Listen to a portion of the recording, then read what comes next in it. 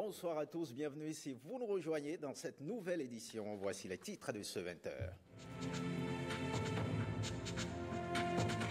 Patrice Talon s'engage à œuvrer de concert avec ses pairs pour une efficacité soutenue des instances de l'Union africaine. Le chef de l'État s'est exprimé lors du 30e sommet de l'Union tenu à Addis Abeba. Vous l'entendrez dans cette édition. L'Internet à haut débit bientôt disponible partout au Bénin. La ministre de l'économie numérique et de la communication l'a souligné lors de sa tournée dans le Septentrion. À suivre le reportage de Abdoulaye Moumouni Yakobo dans cette édition. Lutte anti-tabac, la société civile s'engage dans le combat. Elle apprécie le dernier acte du gouvernement contre ce fléau. Le décret transmis au Parlement pour l'autorisation de ratification réjouit l'ensemble des organisations précieuses à Coinhono. Nous en dit plus. Bienvenue, si vous nous rejoignez, voyons d'abord ces images en offre. Retour à Cotonou du chef de l'État ce lundi. Le président Patrice Talon est rentré ce soir au Bénin après avoir pris une part active au 30e sommet de l'Union africaine qui s'est tenu à Addis Abeba, la capitale de l'Éthiopie. Le couple présidentiel et les autres membres de la délégation ont été accueillis à leur descente d'avion à l'aéroport Cardinal Bernardin Ganti de Kadjaou par les hauts responsables du cabinet militaire et de la sécurité. Et justement, le 30e sommet de l'Union africaine, on en parle dans cette édition. Il a été officiellement lancé le dimanche à Addis Abeba en présence de l'élite dirigeante africaine. La cérémonie d'ouverture de cette rencontre au sommet a été marquée par plusieurs interventions, dont celle du chef de l'État béninois. Le président Patrice Talon a pris l'engagement d'œuvrer de concert avec ses pairs pour une efficacité soutenue des instances de l'organisation panafricaine. Suivons ici un extrait du message qu'il a livré à cette occasion. Regardez. Comme il n'est jamais trop tard pour bien faire, je voudrais, au nom du peuple béninois tout entier, de ses dirigeants, de moi-même, reconnaître et exprimer à l'endroit de l'Union africaine notre attachement et notre soutien pour le rôle que joue notre organisation au service du bien-être humain sur notre continent, au service de la paix et de la sécurité dans le monde. Je voudrais, à titre personnel, formuler à l'endroit de la conférence mon engagement à œuvrer pour davantage de performance de notre organisation, pour notre idéal commun. Je voudrais saluer les uns et les autres pour l'ambiance qui règne au sein de notre organisation au service de notre engagement commun, au service de notre ambition pour que notre continent aille mieux afin qu'il joue son rôle au sein du monde entier. Monsieur le Président, j'ai, depuis avant-hier, en participant à vos travaux, mesuré combien notre organisation est utile pour notre bien-être commun. Et à cet effet, je voudrais inviter les uns et les autres à ne ménager aucun effort, parce que loin, on peut avoir l'impression que notre organisation manque d'efficacité. Mais depuis ma participation depuis quelques jours, je mesure combien il est important, comme il est utile pour nous. Je vous remercie. On ne quitte pas Addis Abeba, on voit ces images et puis en marge du 30e sommet de l'Union africaine, le président de la République a eu des échanges avec plusieurs délégations. Le président Patrice Talon a reçu notamment en audience les présidents Alpha Condé de la Guinée, Alassane Ouattara de la Côte d'Ivoire, Mahamadou Issoufou du Niger, George Weah, le tout nouveau président du Libéria, Macky Sall du Sénégal, Paul Kagame du Rwanda, José Mario Vaz de la Guinée-Bissau et une délégation des Émirats arabes unis, conduite par son ministre des Affaires étrangères. Et puis le 30e sommet de l'Union africaine, on en parle toujours, qui s'est achevé ce lundi à Addis Abeba. Outre l'épineuse question de la lutte contre la corruption, les dirigeants africains se sont penchés sur les graves crises que traverse le continent. La cérémonie d'ouverture au sommet a été aussi marquée par l'entrée en fonction du nouveau président de l'Union africaine, le président rwandais Paul Kagame. Plus de détails avec Renaud Akapo.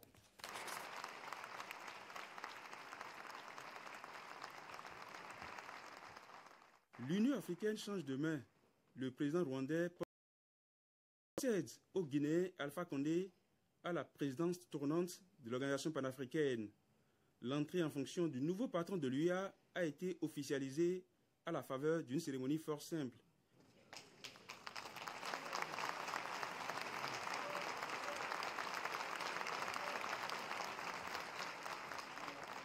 Devant ses pairs réunis dans la grande salle de conférence de la capitale éthiopienne, le professeur Alpha Condé s'est réjoui des acquis qui ont jalonné son mandat à la tête de l'Union africaine.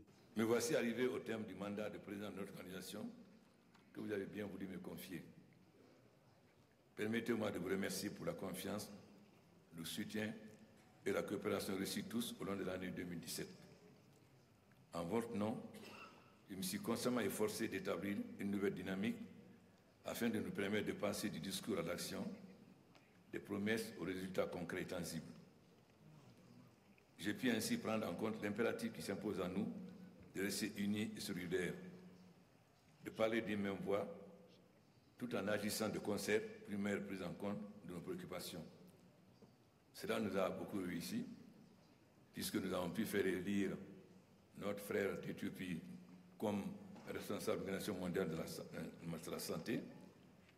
Nous avons pu, au sommet de l'Union africaine et de l'Union européenne, faire passer nos préoccupations, ce qui n'était pas donné d'avance, puisque nous avons pu faire adopter l'investissement dans la jeunesse, non pas de migration, même si nous avons parlé de migration.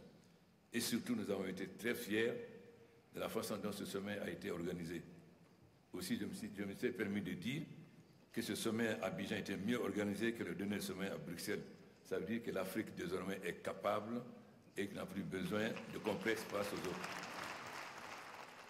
Investi pour un mandat d'1 an, Paul Kagame a d'abord salué le travail remarquable accompli par son prédécesseur. Thank you for... Merci pour la confiance que vous placez en moi, en me hissant à la tête de l'organisation panafricaine. Je promets de donner le meilleur de moi avec votre soutien. Le président Alpha Condé est un professeur, un maître. C'est l'un des sages que compte le continent en termes de leadership. Félicitations, professeur. Je vous prie de vous joindre à moi pour saluer le travail impeccable qu'il a abattu à la tête de l'organisation panafricaine. La feuille de route du nouveau président de l'UA est très chargée. Marché unique, zone de libre-échange et surtout la question du financement de l'Union africaine par les pays africains eux-mêmes via une taxe sur les importations. Sur l'ensemble de ces chantiers, Paul Kagame a promis de donner le meilleur de lui-même. Notre rôle est de faire en sorte que les générations actuelles et futures bénéficient de meilleures conditions de vie que les générations précédentes à l'échelle du continent. Bénéficie de meilleures conditions que la génération précédente. Les points de discussion au sommet de l'UA sont nombreux. Outre la question de la lutte contre la corruption, les chefs d'État africains se sont penchés sur les graves crises que traverse le continent. À la tribune du sommet de l'UA à Addis Abeba, le président de la Commission de l'Union africaine a indiqué les pistes à explorer au regard de l'urgence de ces questions. Nous devons saisir l'occasion du thème de cette année consacré à la lutte contre la corruption pour prendre des actions décisives contre ces fléaux qui entravent le développement et rongent la cohésion sociale. Je suis convaincu que le président Mohamedou Bouhari, qui coordonne ces thèmes, saura donner l'impulsion nécessaire à ce combat.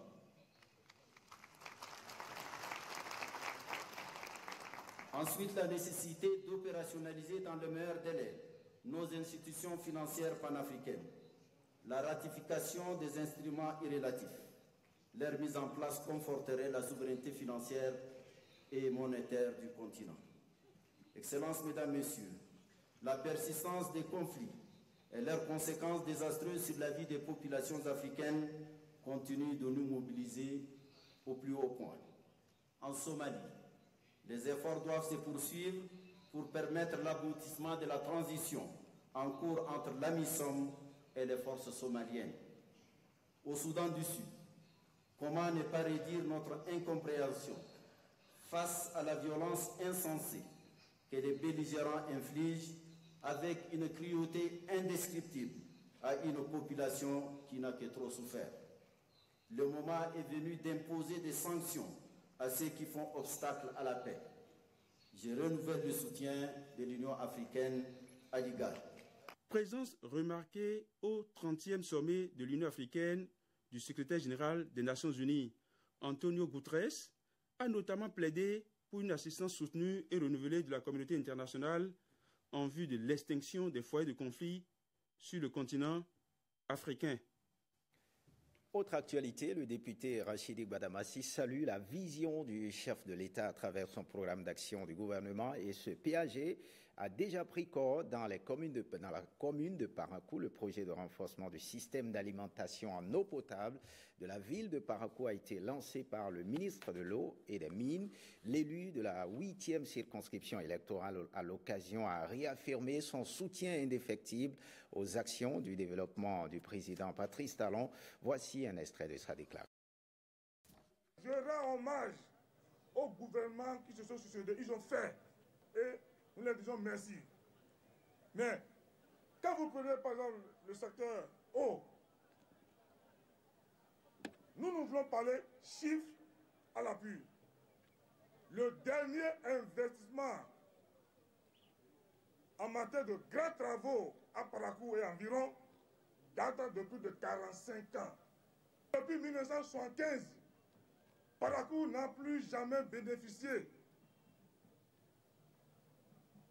d'investissements aussi lourds, 19 milliards.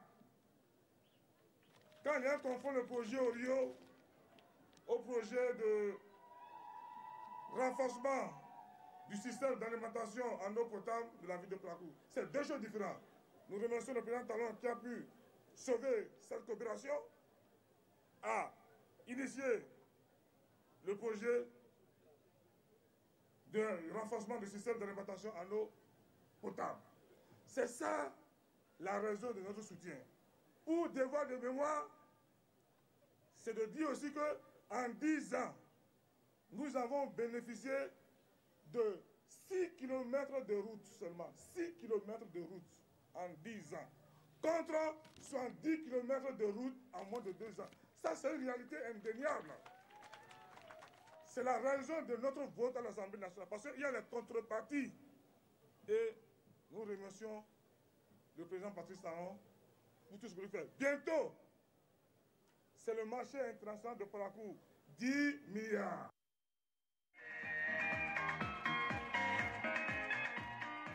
Voilà cet extrait qui termine en beauté. Enchaînons avec cette tournée du ministre de l'Eau et des Mines dans les collines. Seydou Adambi et sa délégation étaient sur plusieurs chantiers qui devront à terme permettre à ces populations des collines d'avoir l'eau potable en quantité, en qualité quotidiennement.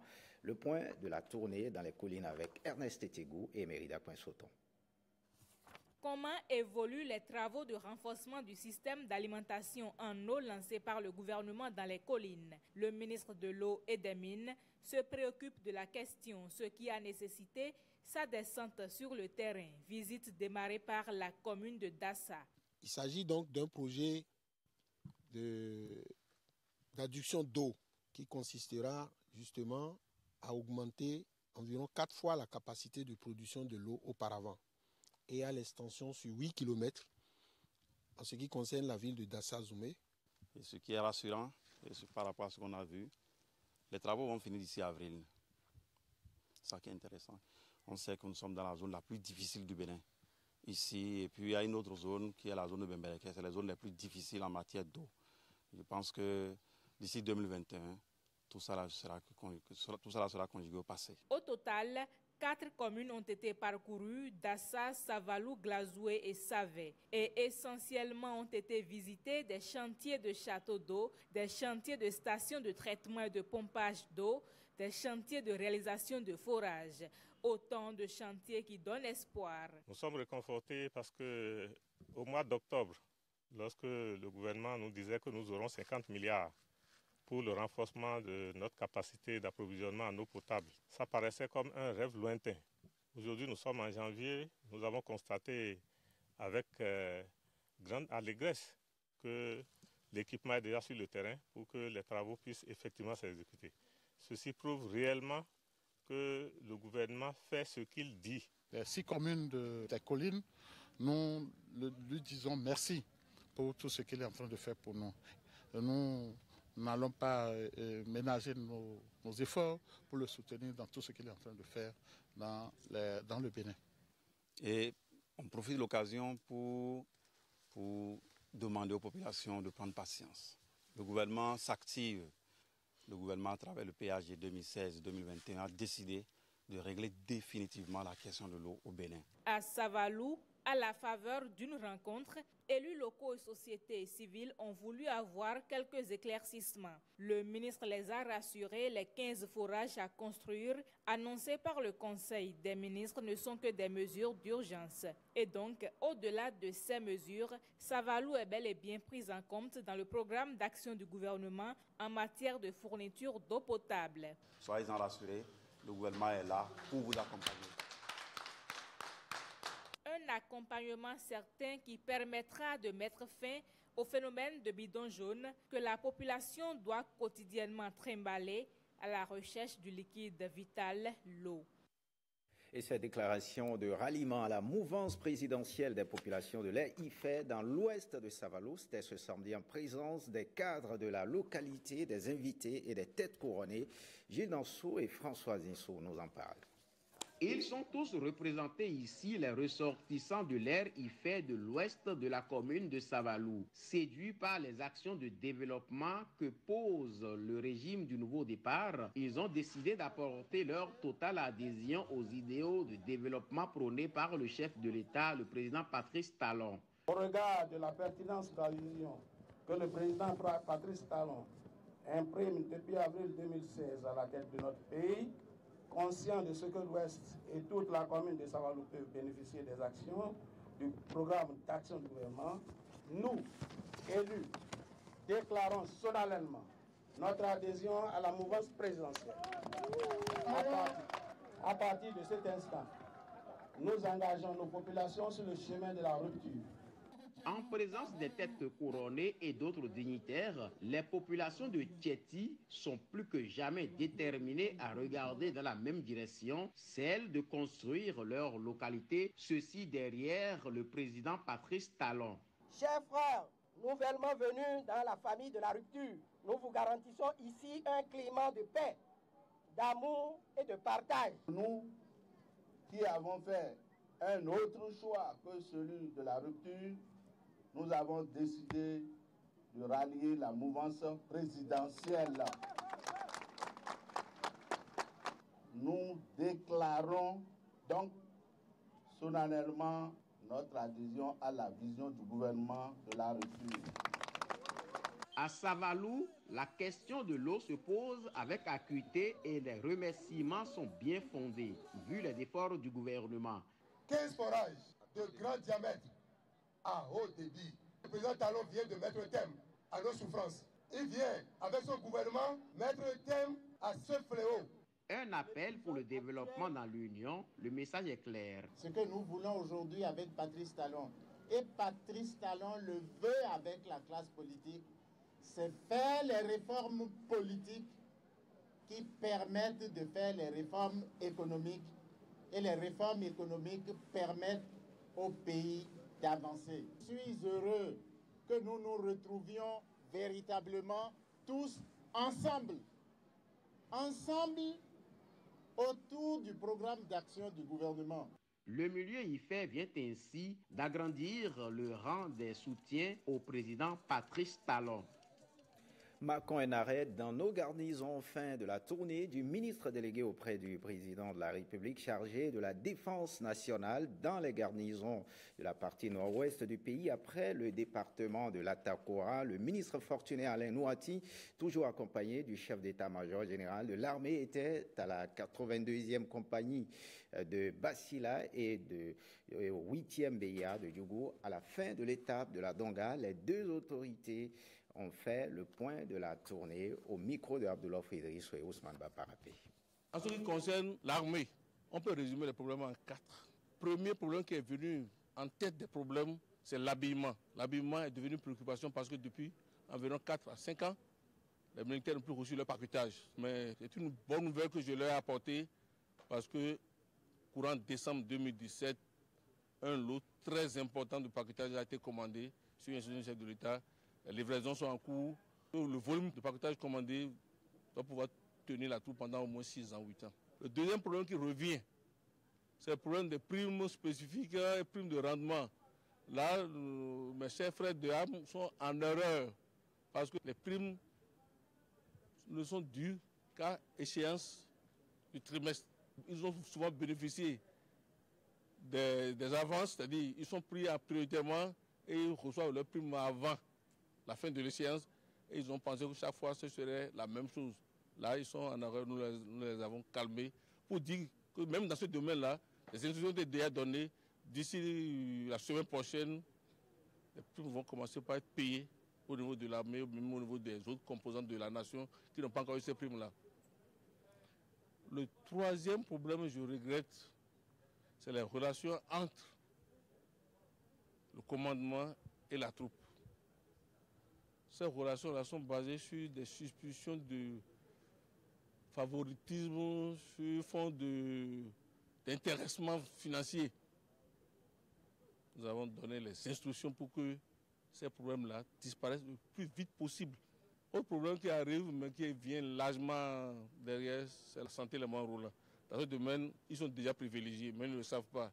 Ils sont ramassés, les constats que nous avons faits sur le terrain, pour lesquels nous allons rendre compte et avoir des solutions plus approfondies.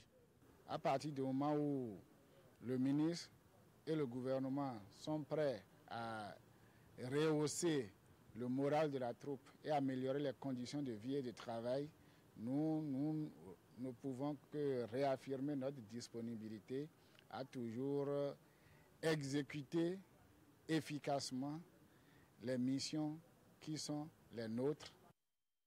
Voyons à présent cette première sortie officielle du ministre de l'économie numérique et de la communication dans le septentrion à Parakou et à Niki.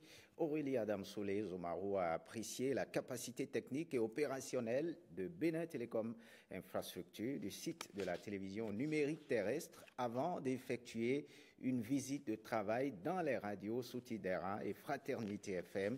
Le reportage de Abdoulaye Moumouni Yakoubou et Olvira Mensa. Première étape de la tournée, la visite du site du projet de développement des infrastructures des TIC et télécommunications à Parakou.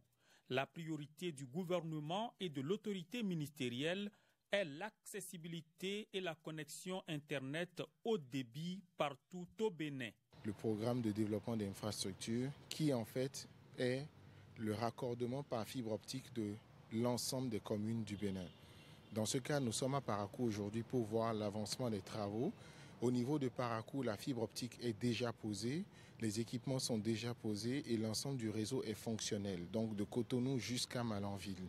Donc l'autorité est venue voir la performance des équipements et voir aussi les programmes futurs de desserte de tous les quartiers de Parakou et de voir comment rapprocher le plus possible l'Internet vers les populations. Niki, à la cour impériale, en compagnie du maire, la ministre reçoit d'abord les bénédictions de l'empereur, Sa Majesté Sabi Naïna III. Quelques minutes plus tard, la radio Soutidera accueille la délégation ministérielle. Visite des installations, séance de travail avec le personnel, Aurélie Adam Soulé-Zoumarou s'engage à accompagner la capacité technique des radios communautaires. Madame le ministre, dans sa réponse, a dit qu'elle a compris le travail important, noble que les radios sont en train de faire et qu'elle a aussi constaté que malgré les difficultés, les radios font des efforts et qu'elle, avec son staff, verront dans quelle mesure eux ils pourront prendre en compte les doléances qui ont été soumises à leur disposition et également en voyant avec les autres partenaires.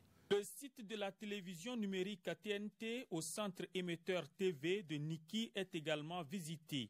Des dispositions seront prises pour que le domaine soit dans les normes exigées. De retour à Parakou, le directeur régional du groupe de presse Fraternité et son personnel tiennent une séance d'échange avec la ministre accompagnée du préfet du Borgou. La première responsable de l'économie numérique au Bénin promet aux médias bientôt une meilleure connexion Internet pour améliorer leurs performances dans le cadre de leurs activités sur toute l'étendue du territoire national. Voyons à présent ce satisfecit décerné au gouvernement, le gouvernement qui s'engage résolument dans la lutte contre le tabac. En début d'année, il a transmis au Parlement le décret pour l'autorisation de ratification du protocole pour l'élimination du commerce illicite des produits du tabac. Ce geste réjouit l'ensemble des organisations de la société civile engagées dans la lutte contre le tabac. Elle félicite le gouvernement, mais en veulent davantage. Précieuse accoyons-nous et Daniel Ada. Une rencontre fort simple entre la plateforme Alt Tabagisme Bénin et l'ONG Initiative pour l'éducation et le contrôle du tabagisme. Deux ONG engagées dans la lutte contre le tabac. Elles se félicitent de la prise du décret de transmission au Parlement du protocole pour l'élimination du commerce illicite des produits du tabac. Au nom des citoyens, ces ONG disent merci au gouvernement. Nous avons constaté une nouvelle preuve de sa volonté de freiner, à défaut d'éradiquer, l'usage du tabac, ses dérivés assimilés sur l'ensemble du territoire national de notre pays. À travers cet acte, il affiche sa détermination à doter le Bénin des moyens efficaces de lutte contre le commerce illicite des produits du tabac et ses dérivés. Le protocole, dont le gouvernement attend la ratification, vient compléter la convention cadre de l'OMS pour la lutte anti-tabac, une convention que le Bénin a ratifiée depuis 2004. La société civile invite les honorables députés de la 7e législature à donner leur quitus, comme ils l'avaient déjà fait, dans le délai requis. Aussi, voudrions-nous solliciter de la part du chef de l'État que la promulgation de la loi 2017-27 relative à la production, au conditionnement, à l'étiquetage, à la vente et à l'usage du tabac, ses dérivés et assimilés en République du Bénin, adopté par le Parlement le 14 septembre 2017, est très attendu par les acteurs. Le tabagisme est un fléau mondial. Au moins un fumeur sur deux meurt prématurément d'une maladie liée au tabac, principalement de maladies cardiovasculaires. Dernier sujet de cette édition, la communauté nationale de Trompeto des Carlafia a célébré ce 25 janvier un double événement, à savoir la fête de Vaudou et le 79e anniversaire de l'arrivée au Bénin de l'Esprit Tron. Les manifestations sont déroulées dans un village de Ouida. Prières, réjouissances populaires ont été les moments forts de la fête. Belmondo Atikpo et Simon Villon. Chaque année, ils sont des milliers d'adeptes de Trompetorika à Lafia à se rendre à Tiakpekodi dans la commune de Ouida au moyen de ces barques de fortune. Le passage d'une rive à l'autre n'a rien d'aisé. Mais tous les adeptes ont à présent traversé le lac et marchent en rang serré vers le lieu de culte. À leur arrivée, ils prennent place aux côtés de Sa Majesté Défodi Tiakpe Tedi II, pape de Trompetodeka à Lafia. Le moment est solennel.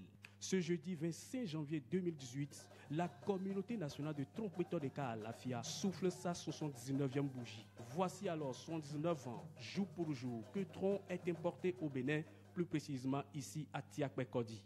De Runogan Khossou Tedi, l'ancêtre du culte, à Sa Majesté Défodi Tiakpe Tedi II, l'actuel, l'esprit Tron a fait du chemin et compte aujourd'hui dans ses rangs des milliers de fidèles.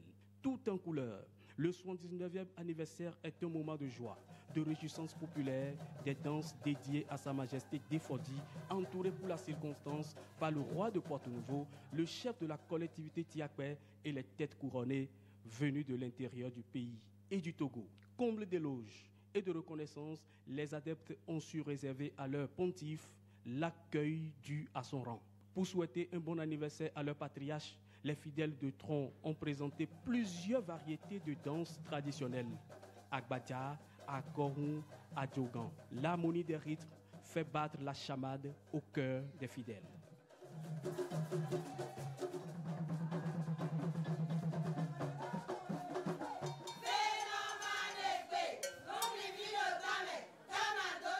La cérémonie, vous aurez senti que ça a motivé beaucoup de gens.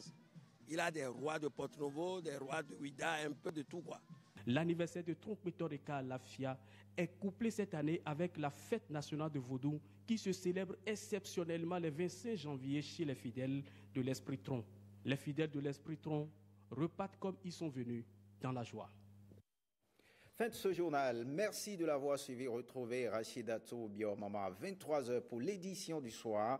Vous pouvez revoir cette édition sur notre site www.ortb.bj. Merci de votre fidélité. Bonne suite des programmes sur l'ORTB. Passe en vous.